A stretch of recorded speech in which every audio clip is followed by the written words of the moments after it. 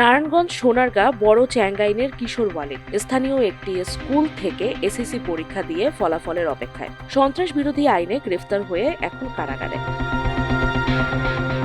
পুলিশের অভিযোগ, ওয়ালিদ নিষিদ্ধ ছাত্রলীগ কর্মী এবং ঝটিকা মিছিলে অংশগ্রহণ করছে, সেটাই তার গ্রেফতারের কারণ।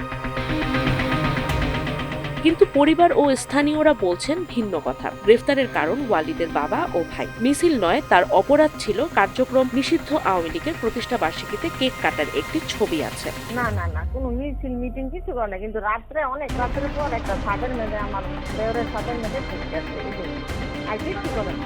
রাজনৈতিক প্রতিহিংসার কারণে আমার বাবা করছে রাজনীতি, আওয়ামী লীগ, এর জন্য এই প্রতিহিংসার কারণে আমার ছোট ভাইকে ধরা দিতে চ্যাঙ্গাইনের বিএনপি নেতাকর্মীরা।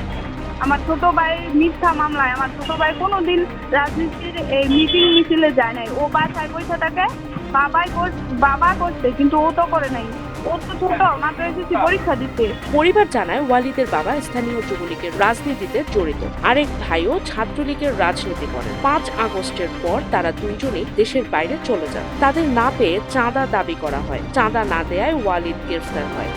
বলছে যে আমার ভাইরে পুলিশে ধরা দিব, এটা বলছে যে কেক কাটলো কেন পুলিশে ধরা দিব, এটা বলছে। আর এমনিতে কারেন্সিতে 50,000 টাকা বা 4,000 টাকা নিয়েছেন বলে মামুর বলছে 4,000 টাকা নিয়েছেন, তাহলে ইরা করবো, মামলা নিতাম না, এরকম বলছে।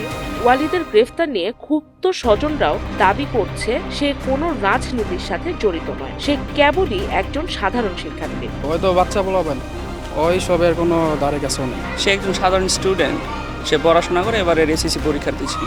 রাজনীতির মধ্যে ওকে দেখিনি তো। হ্যাঁ, রাজনীতি করতে দেখি নাই, কিন্তু হ্যাঁ আব্বাই করছে আগে, কিন্তু হাই করতে দেখিনি। হ্যাঁ বড় ভাই করতো, কিন্তু হ্যাঁ বড় ভাই বিদেশ গেছে। পরে কিভাবে কিসের রাজনৈতিক বিষয় ধরে নিয়ে গেছে, এটা সবাই প্রশ্ন। ছেলেটা ভালো ছিল। ঘটনা সম্পর্কে পুলিশের দাবি, নিষিদ্ধ ঘোষিত সংগঠন ছাত্রলীগের রাজনীতির সাথে জড়িত ও মিছিলের একজন সক্রিয় সদস্য। যথেষ্ট প্রমাণের পরিপ্রেক্ষিতে তাকে আইনের আওতায় আনা হয়েছে। তবে বিএনপি নেতাদের চাঁদা চাওয়ার বিষয়ে কোনো তথ্য নেই বলে জানায় পুলিশ।